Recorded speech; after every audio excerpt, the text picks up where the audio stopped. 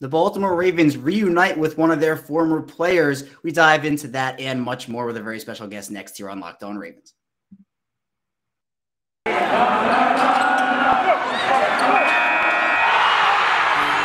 You are Locked On Ravens, your daily Baltimore Ravens podcast, part of the Locked On Podcast Network, your team every day.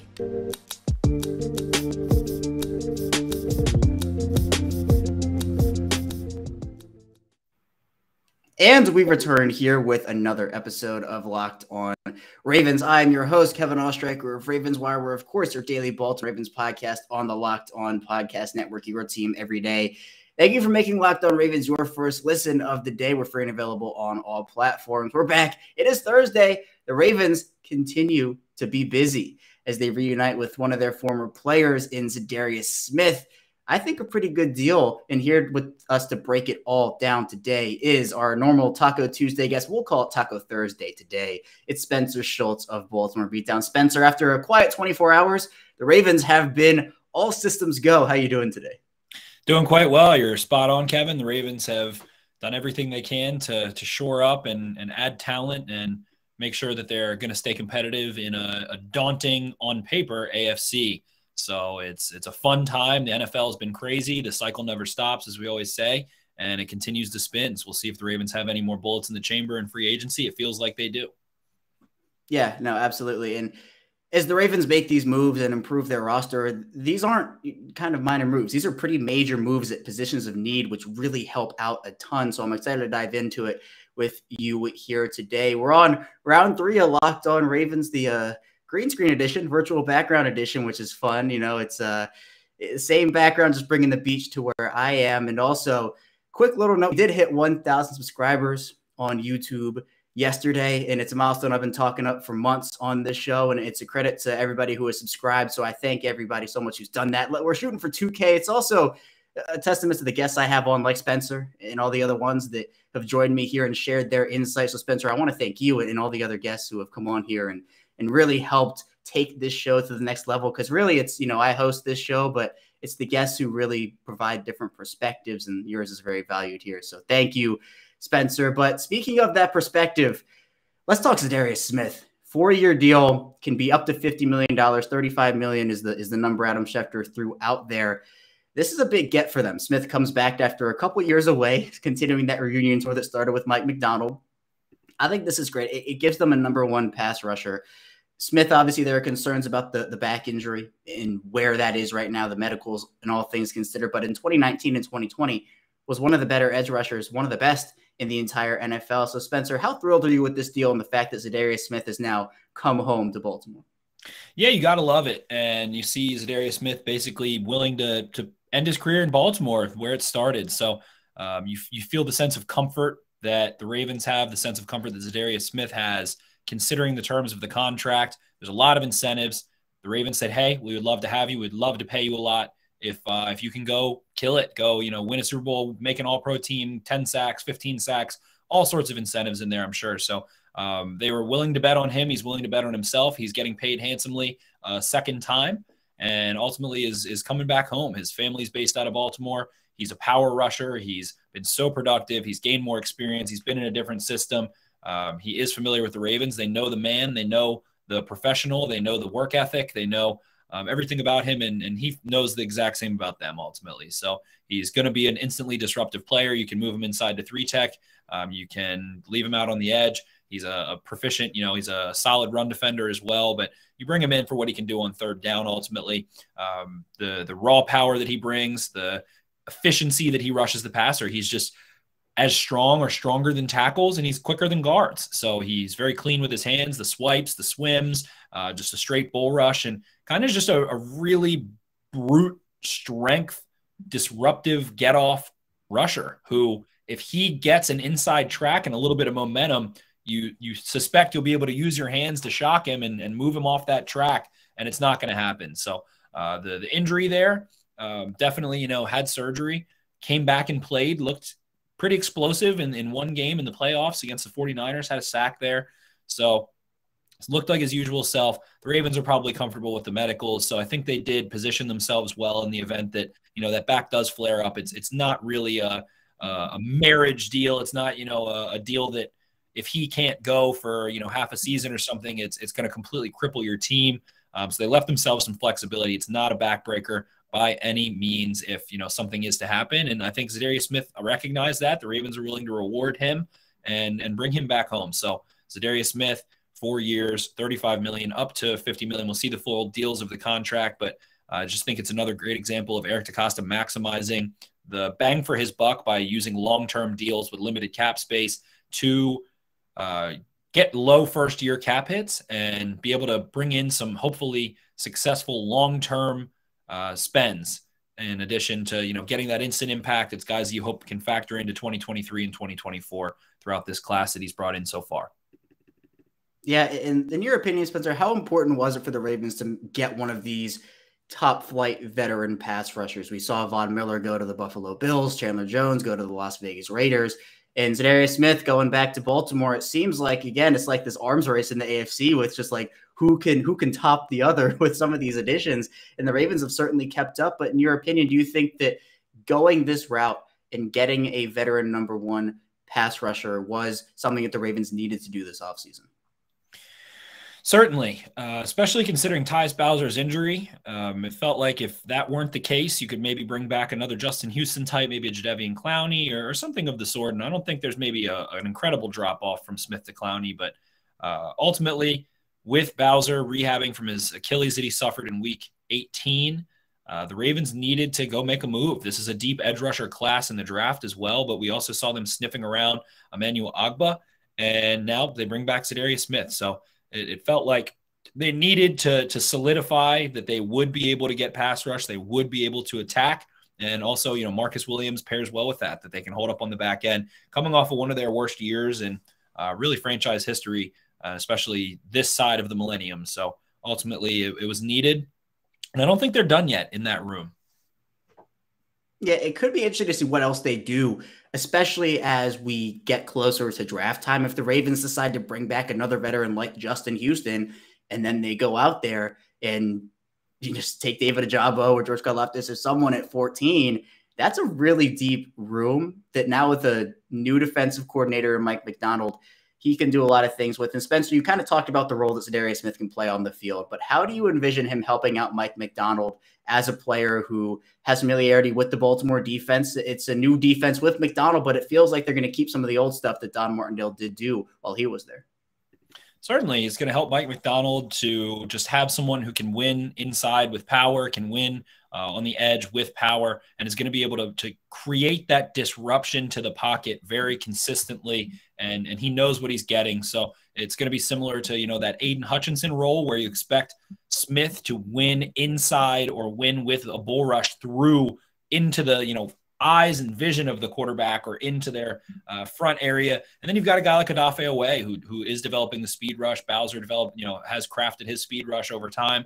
Hopefully he's able to get back to it. So you just get that force player that's going to bring the noise, bring the pressures, bring the disruption, and able to win cleanly. And someone who's done it at a very high level for very good teams, played at the highest level multiple times, played on great defenses, played with Terrell Suggs for years. So it's going to be a lot of fun to see Za'Darius Smith factor into that defense and able to just shoot gaps, shoot upfield, and get disruption consistently for Mike Macdonald.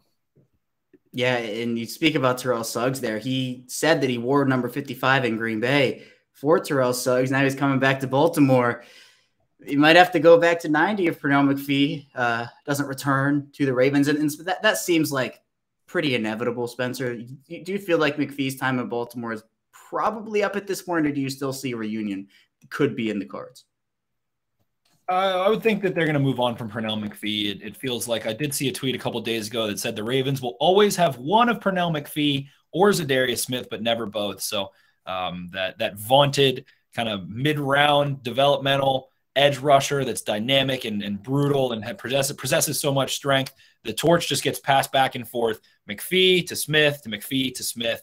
So I think we're going to see the end of the Pernell McPhee era. I don't know if we'll see him play football this year or not. So I think that it wouldn't be out of the realm of possibilities, but it feels like it's about time for Pernell to hang him up and sail off into the horizon as a very successful player who had a great career.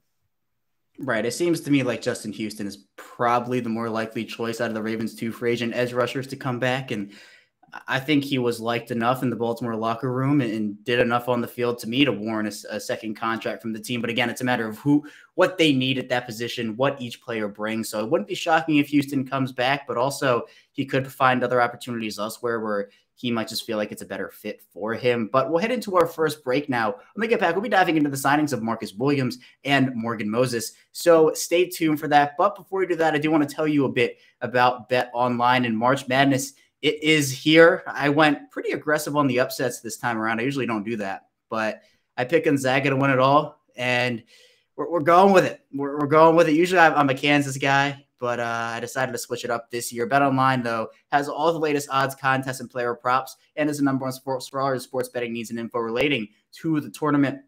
It's not just basketball either, though. Bet Online has your source for information needs with live betting, your favorite Vegas casino games, and much, much more. So head to the website today. You're using mobile device to learn more about the trends and action. Bet Online, where the game starts.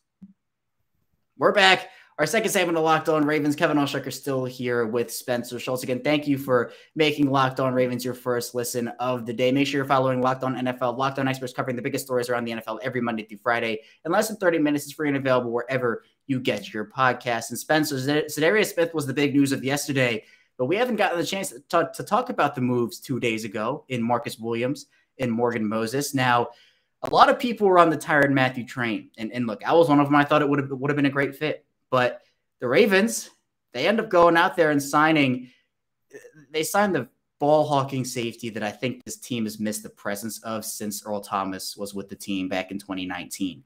And you see range out of Marcus Williams. You see a ton of great intangibles. And plus, when comparing the ages of Williams and Mathieu, Williams is 25, Mathieu is 29. Williams gets that 5-year, $70 million deal. Then about 9 p.m. on Tuesday night, the Ravens go out there and get Morgan Moses, 3 years, $15 million, a player who has played in every game since 2015. 7 years of games for him has started all but one of those games. Spencer, how ecstatic or not were you about these moves and what these two can bring to the Ravens? Yeah, Marcus Williams, it was a really exciting move that has made sense for a long time. I think on my own podcast and in Slack channels and Twitter spaces and tweets, I've said it maybe 200 times in the last 3-ish months that it's a player that you can invest in long-term so that the cap hit is low. It's a player that's durable. It's a player that possesses a unique and rare and coveted skill set as someone that can play with range and processing on the back end and allows you to play very confident middle of the field close coverages, cover 1, cover 3, doing some robber, things of that nature. So it's a player that makes sense in every way: age, durability, skill set, need for the Ravens. And you end up seeing him get a similar deal to Kevin Byard with some more guaranteed money. But Byard back in 2019 got 5 years, $70 million. And Marcus Williams gets 5 years, $70 million a couple years down the road. So somewhat similar deal there. It's, not top of the market money for safeties.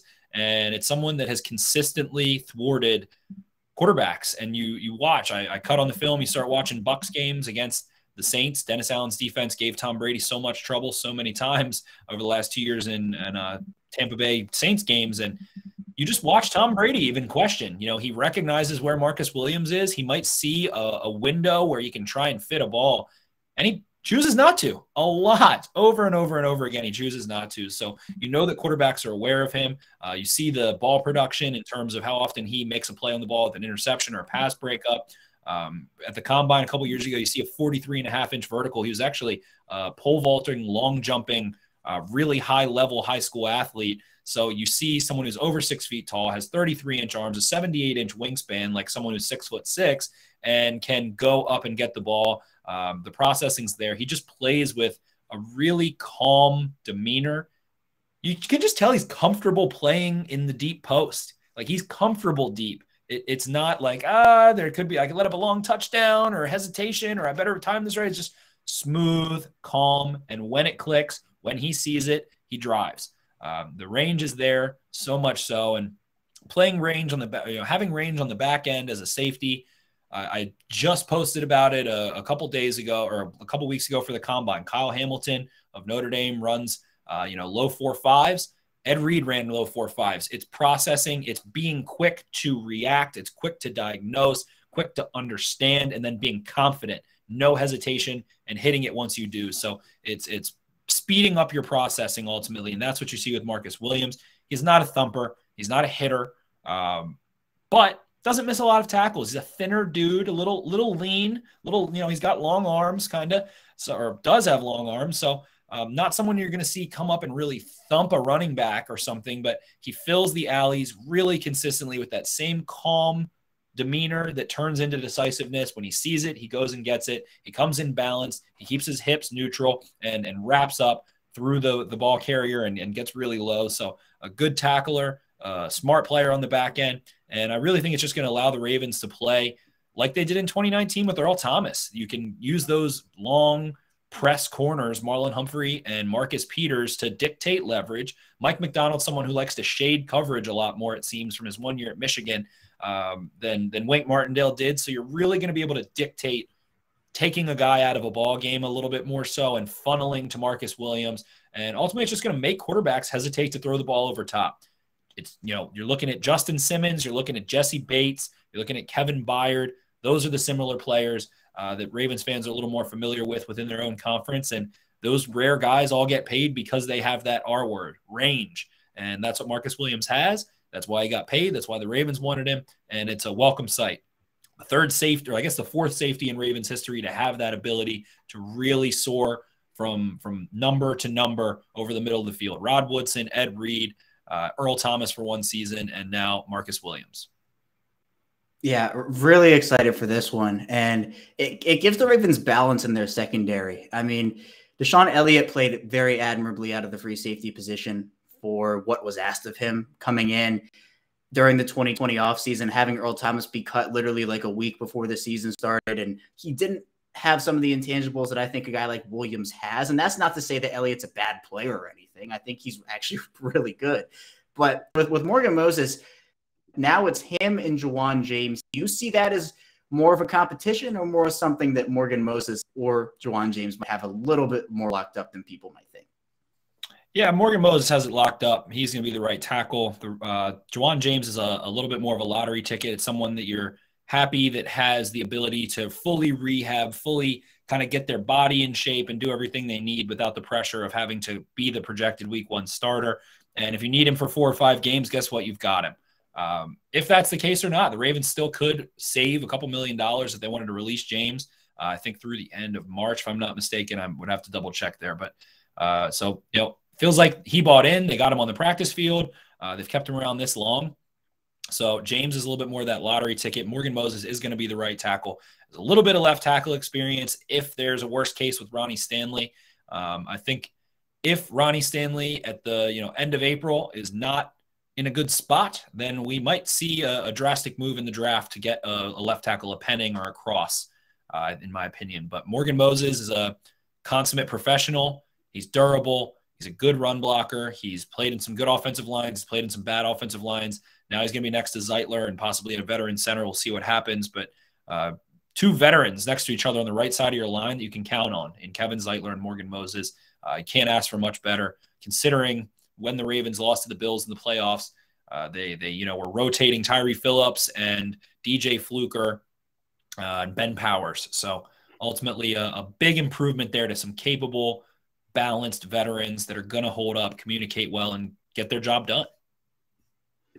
Yeah, and one of the interesting parts about the Moses and James situation at right tackle is, the fact that they're both good at right tackle. But Spencer, what do you have to say about maybe the versatility of Moses? Is there any way that he could step in, play left tackle in a pinch? So if Ronnie Stanley isn't ready to go or does miss a game or two, you would feel comfortable enough moving Moses over to the left side? Or would you still feel like the Ravens need another swing tackle-ish type addition? Or is that even Patrick McCary? Yeah, I think Patrick McCary, he was a left tackle at Cal in college, proved himself really well on the right side. I think he was brought in to be that 6-man. I think that they don't want him to have to try and man out a whole season as a smaller dude on the offensive line at tackle, but can go fill in games wherever you need him, and that's his grand value there. So I see McCary as that 6-man that can go play some left tackle, but Ravens have 9 picks in the first 140 picks of the draft. You're going to draft an offensive lineman. You're going to draft 2 maybe. So I think getting someone that has some left tackle experience, I'm looking at Jamari Sailor, looking at a Rasheed Walker out of Georgia and out of Penn State respectively. 2 guys that have the experience, maybe can kick inside a little. Sailor we know can, and are going to provide some value there. But as of now, if the Ravens had to walk into the offensive line situation today, I think McCary would be ready to go at left tackle. I think Morgan Moses is ready to go at right tackle. You can throw him over there if you really need to, and get it figured out. But the Ravens will be drafting an offensive lineman. I don't think there's any ifs, ands, or buts about it. Could possibly even bring in 2 in the draft this season. So I'm excited to see their prospects there. But again, McCary, I think, is a guy that can really go play wherever you need him to. We'll talk about that a little bit more in the final segment. So we'll head into our final break. When we get back, we'll dive into where the Ravens could go from here. So stay tuned for that. But first, let's talk a bit about Rock Auto. This episode is brought to you by Rock Auto. With the ever-increasing numbers of makes and models, it's impossible for your local an auto parts store to the parts you need, and sometimes there can be that intimidating questioning, and you have to wait while the person behind that counter orders the parts on their computer. But you have computers with access to rockauto.com. You have them at home and also in your pocket with your phones. You can save time and money when using Rock Auto, and they're a family business, so they've been serving do-it-yourselfers for over 20 years. They're also very reliably low. Their prices are for every single customer, so you can go to their website and explore it. It's very easy to use. Go to rockauto.com right now. See other parts available for your car or truck. Right, locked on. They had to hear about us box, so they know we sent you. Amazing selection, reliably low prices, other parts of your car will ever need. rockauto.com. We return our final segment here of Locked On Ravens on Taco Thursday. Kevin Alshick is still here with Spencer Schultz. And Spencer, the Ravens have made their 3 big-ticket signings, but there are still avenues for them to explore in terms of freeing up some more salary cap and maybe making another big splash. And Spencer, based off what you know, who are some of the players that the Ravens could either extend or restructure, or maybe even cut to free up some salary cap space to go after another big-ticket free agent? Yeah, so the Ravens realistically, inevitably, will probably restructure Marlon Humphrey for about $7 million, give or take, and use that to at least function through the season. Humphrey recovering from an upper body injury feels like a safe bet. Tough injury to come back from with his pec, but not his knees, not his hips. So it feels safe to restructure that, and as opposed to Ronnie Stanley, so who they could also restructure to create another $7 million, give or take. So if they're comfortable with pushing money down the line for Ronnie Stanley, who also has a lot of money already down the line, that's another option. But I think Humphrey is a given. They can also restructure Mark Andrews for about $2 million. Easy money right there. Kevin Zeitler for $2 million. Sure, why not? And other than that, they could have some cuts like Miles Boykin, Ben Powers. You save initially about $2 million, but then once you sign another player, even if it's for a vet minimum or a UDFA or a rookie, whatever it is, it's going to be at least $895,000. If it's a veteran, it'll be at least $1 million. So you're saving about a little over $1 million each. Tough to see or tough to predict what they want to do there. Boykin, apparently they've been trying to shop for some late round picks. Has been on the rumor mill, but any outcome with Miles Boykin, from cutting him to trading him to him getting snaps next year, I don't think is out of the question. Ben Powers, a backup level player who has some starting experience. So, that's valuable. And other than that, Sam Cook, a guy that's a little bit of a wild card, could save a couple $1 million there by cutting him.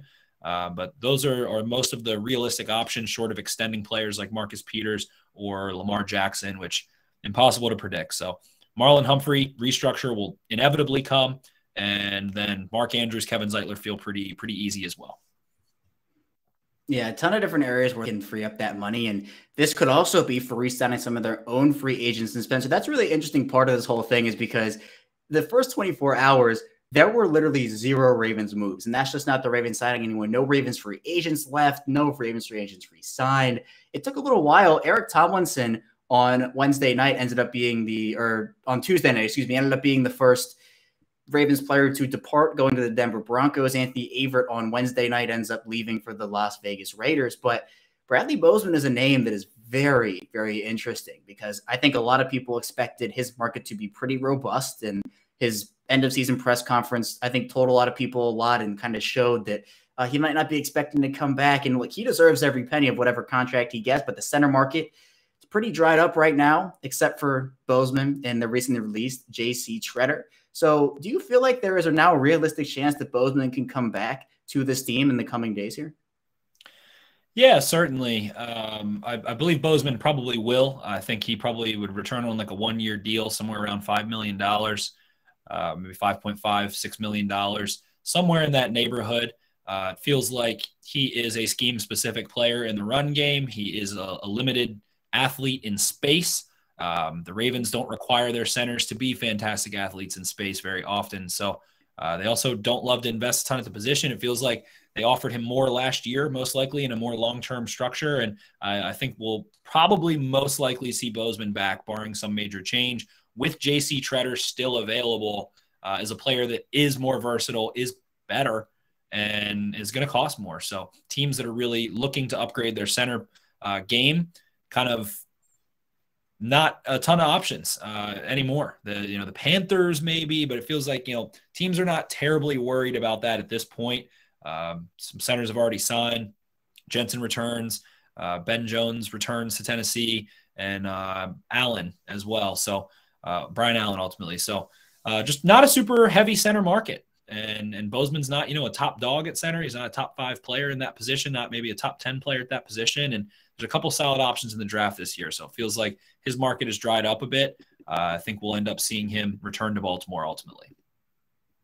And how do you feel about the remaining outside free agents the Ravens could look at? I know Bobby Wagner's a possible name and a very popular one as well. We see the release of Julio Jones and Spencer. We've talked about Julio Jones for I don't know how many episodes on this show before.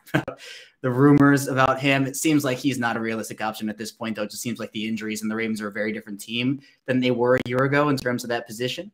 There are others as well. Michael Pierce, there's been some reports, Josina Anderson saying they could be interested in a reunion with him. Akeem Hicks, another name that people like. Do you see any free agents out there that could be worthwhile for Baltimore to invest in and maybe be another splash for this team? Outside free agents wise, I don't know that there's going to be another splash. That would be pretty tough. A corner would make sense. Maybe a James Bradbury if cut, but it sounds like the Giants are going to hold on to him. One of the ones that comes to mind, I guess 2 of the ones that come to mind, maybe another edge rusher. Derek Barnett possibly, from the Eagles, a player that's, had a rough go of it in Philly, I think would fit a little bit better into more of a stand-up role, a little bit different style defense than he's been in previously. Also, Arden Key, who's a kind of a situational pass rusher that was super explosive a couple years ago, had some injuries and some issues, and now has returned to a really disruptive, penetrating style player. So with that, I think those are really the only outside options. Pat Ricard, another one in-house that I forgot to mention a moment ago. It feels like he doesn't have much of a market either. So at this point, the Dolphins, the Raiders have both shored up their fullbacks. It really only leaves New England, who also has, Jonnu Smith, who can do some of those things. So I think that's kind of the last efforts there. But corner, bringing in a veteran corner. There's also Eddie Goldman, Michael Pierce, the Ravens could be working with ultimately to try and figure out. Goldman supposedly visiting Baltimore, I believe, today. So we'll end up seeing there what they do at nose tackle with Brandon Williams kind of possibly, sailing off into the sunset there. So I don't know. We'll see another splash. It would be pretty crazy to see another real big signing, especially considering, the price of wide receivers is very high. There's, the Ravens do have a lot of picks. So got to draft guys somewhere for some position, for some room. And feels like those are all places where they could also go in the draft. Yeah, and that's what I want to talk to you about here, because as free agency goes on, we'll start to get a better picture as to where the Ravens might need to take a player and how early, and where they could potentially go best player available. And it seems like these moves so far the Ravens have made have given them a ton of flexibility, to the point where we're probably going to see players like Evan Neal and Kayvon Thibodeau and Aiden Hutchinson go pretty early on, and that's going to push guys down like Jermaine Johnson, Trayvon Walker, Sauce Gardner, Derek Stingley. It feels like the Ravens at 14 will have probably anywhere from 1 to 3 prospects where people were saying there's no way this guy falls to 14. Do you feel like the Ravens now, with their moves, have put themselves in a much better position in their draft situation? And where do you think they could go with these moves that they've made? Yeah, the Ravens like to use free agency, and they've done it in a more emphatic sense this year, but they like to use free agency to make sure that they don't have to draft any one position, so that if an impact player, especially in the first round, falls to them at any position, that they're able to capitalize on it outside of, quarterback. So The Ravens are in a great spot. It feels like, there will be some high defensive talents that will be available at 14 between a Trayvon Walker, a Jordan Davis, a Jermaine Johnson, a Sauce Gardner, Derek Stingley, Devontae Wyatt. One of those guys is going to be there. So possibly, 3 of those guys are going to be there. So they're good to go in that sense. They don't feel pressured in anything. They've already added talent. They've shored up many needs. There's, not a ton of room on their roster in terms of, needing to really fill a room out necessarily anymore. So they're in good shape. Center is something I feel like will be addressed with a veteran. If not, you've got McCary who's played there. You've got Tristan Colon Castillo, and there's 4, 5, 6 guys in this draft that you feel like can come in and fight for a starting job pretty quickly. So they're in a very good spot in terms of maintaining flexibility within the draft. Yeah, they've put themselves in a position to go out there and be effective and not be pigeonholed into maybe a Trevor Penning if they felt he was too early, but they didn't want to risk the trade back. Now they have options in a couple different positions where they can employ their best player available strategy while also filling out a need. And at this point, maybe it's an edge rusher, maybe it's a defensive lineman, a cornerback, who knows. But that's all I have for you here today on Locked On Ravens. Again, a big thank you to Spencer for coming on, always providing his great analysis and opinions. And if you've made it to the end of the show here, well, congratulations. I know that there was some cutting out on my end, some face freezing on my end, but I just wanted to clarify this has been a pretty difficult internet week for me, just a set of circumstances that I have right now that really I don't have a ton of control over, and that has resulted in some technical difficulties, I would say. And it's only temporary. It's all going to go back to normal on Monday, and even tomorrow's show is going to be a lot more normal than I think this one was in terms of my cutouts and everything. But I just wanted to apologize for any inconveniences, and I also wanted to say thank you for 1,000 subscribers on YouTube. It's been such a journey here for me, and it feels so unreal now that it's actually here and I have 1,000 subscribers, but I'm excited to continue growing this channel. And I wanted to thank, you, the listener who is tuned in, whether it's in audio form or video form. Your support, it means the world to me. It truly does. And I'm ready to continue talking about this Ravens team, which has made some splashes so far in 2022 free agency. But again, that is all I have here today on Locked On Ravens. When we get back here tomorrow, we'll be diving into what the Ravens did on Thursday in free agency. So stay tuned for that, and I will see you tomorrow.